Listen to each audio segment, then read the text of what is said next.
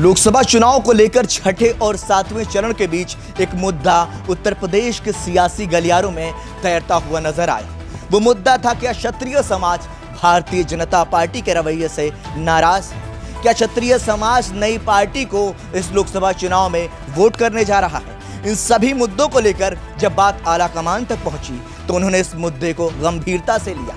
यही वजह रही कि राजा भैया से अमित शाह ने खुद मुलाकात करी, लेकिन मुलाकात में हल नहीं निकल सका।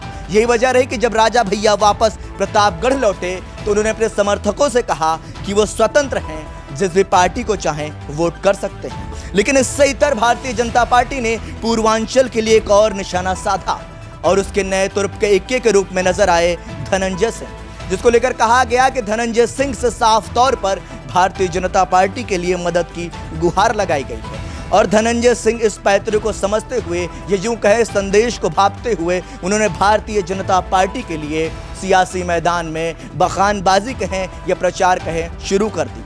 लेकिन क्या असल मुद्दा ये है कि क्या वाकई में यूपी के ब्राह्मण समाज के अलावा, जो कि 2022 में कहा जा रहा था कि ब्राह्मण समाज भाजपा से नाराज है, लेकिन कहीं जब परिणाम सामने आए तो ब्राह्मण वर्ग ने भारतीय जनता पार्टी के समर्थन में वोट डाले थे। क्या इस बार जिस तरीके से क्षत्रिय समाज को कहा जा रहा है कि वो भाजपा से नाराज है, इसमें असल सच्चाई कितनी है? ये सिर्फ ये चुनावी मुद्दा है। आज हम बात करेंगे इस खास रिपोर्ट में। क्या भाजपा से वाकई नाराज है राजपूत मतदाता, या शत्रप कर रहे एक तीर से दो शिकार? क्या चुनाव परिणाम पर पड़ने जा रहा बड़ा असर? लोकसभा का चुनावी समर भले ही अपने अंतिम पड़ाव यानी सातवें चरण की तरफ बढ़ गया हो, लेकिन एक मुद्दा अभी भी प्रदेश और देश की राजनीति में चर्चा का केंद्र बना हुआ है। दरअसल उत्तर प्रदेश में लोकसभा चुनाव के बीच क्षत्रियों की नाराजगी का मुद्दा खासा गरमाया हुआ है। क्षत्रिय वोट बैंक के बीच भारतीय जनता पार्टी के वादा खिलाफी की चर्चा चल रही है।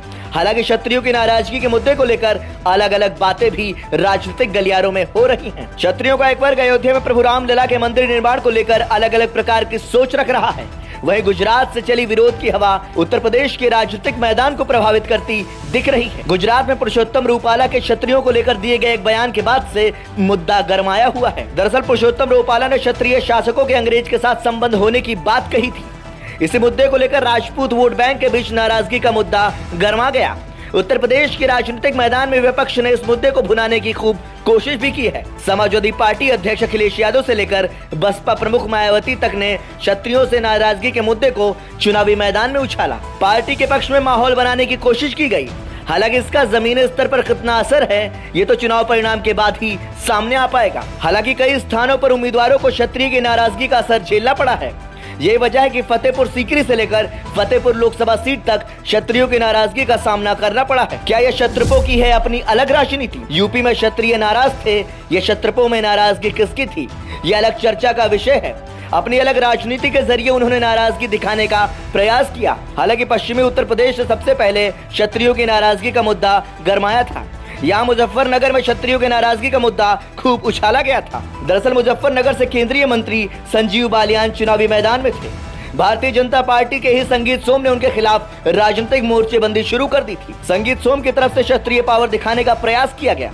गाजियाबाद में जनरल वीके सिंह का टिकट काटकर अतुल गर्ग को उम्मीदवार बनाए जाने के बाद भी मामला गर्म हो गया था। इन फैसलों से क्षत्रिय का एक गुट नाराज दिखा। हालांकि जमीनी स्तर पर इसका प्रभाव अधिक नहीं दिख पाया। वहीं प्रतापगढ़ में राजा भैया राज्यसभा चुनाव के दौरान भारतीय जनता पार्टी के साथ दिखे थे, लेकिन लोकसभा चुनाव आते आते वह राष्ट्रीय लोकदल और अपना दल इसकी तरह 2 सीटों पर दावा करते दिख रहे थे। दरअसल राजा भैया कौशाम्बी और प्रतापगढ़ सीट पर अपना उम्मीदवार उतारना चाहते थे। भाजपा ने राजा भैया को इस प्रकार की तरजीह नहीं दी। यही वजह है कि अब वो अपनी अलग राजनीति करते दिख रहे हैं। कुछ यही हाल रायबरेली में अदिति सिंह का दिखा। रायबरेली सदर सीट पर पहली बार कमल खिलाने वाली अदिति सिंह परिवार के परंपरागत प्रतिद्वंदी दिनेश प्रताप सिंह को टिकट दिए जाने से नाराज बताई गईं। हालांकि उन्होंने खुलकर भाजपा के निर्णय का विरोध नहीं किया।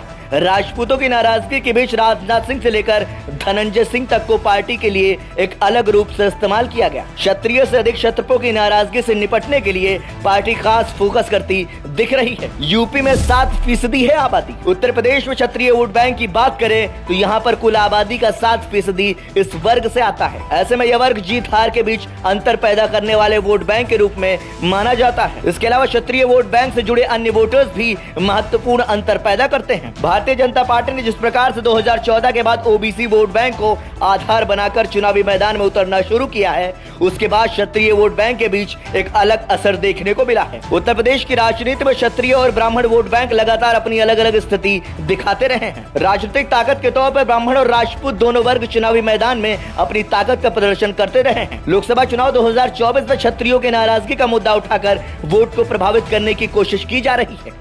वही यूपी चुनाव 2022 के दौरान भी ब्राह्मणों की नाराजगी का मुद्दा खूब जोर शोर से उठाया गया था। ब्राह्मण वोट बैंक को साधने की कोशिश अखिलेश यादव से लेकर मायावती तक करते दिखी थी। हालांकि ब्राह्मण वोट बैंक एक बार फिर से भारतीय जनता पार्टी के साथ जाता दिखा था। वोट बैंक पर कब्जे की कोशिश, राजपूत वोट बैंक को दिशा देने की कोशिश करने वाले नेताओं में भारतीय जनता पार्टी को लेकर नाराजगी का मुद्दा खूब गरमाया है। राजपूत वोट बैंक की नाराजगी के बीच भाजपा की ओर से इस वर्ग के बड़े नेताओं को साधने की कोशिश की गई। पिछले दिनों प्रतापगढ़ के कुंडा से विधायक और जनसत्ता दल लोकतांत्रिक के अध्यक्ष रघुराज प्रताप सिंह उर्फ राजा भैया को साधने की कोशिश की गई। उनसे भाजपा के शीर्ष नेता केंद्रीय मंत्री अमित शाह ने बेंगलुरु में मुलाकात की। हालांकि इस मुलाकात के बाद भी राजा भैया भाजपा के पक्ष में जाते नहीं दिखे। उन्होंने अपने समर्थकों और वोटरों से कहा उन्हें जिस तरफ जाना है जाएं। उसके बाद समाजवादी पार्टी ने इसे अपने पक्ष में भुनाने की कोशिश की।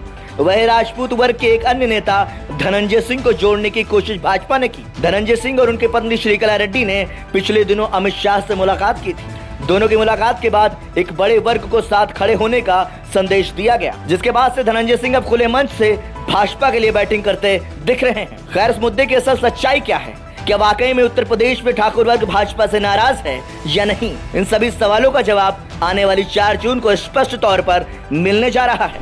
ऐसे ही तमाम सियासी दिलचस्प खबरों के लिए देखते रहिए संदेशवाहक। वीडियो जर्नलिस्ट शुभम त्रिपाठी के साथ मैं अमित विक्रम।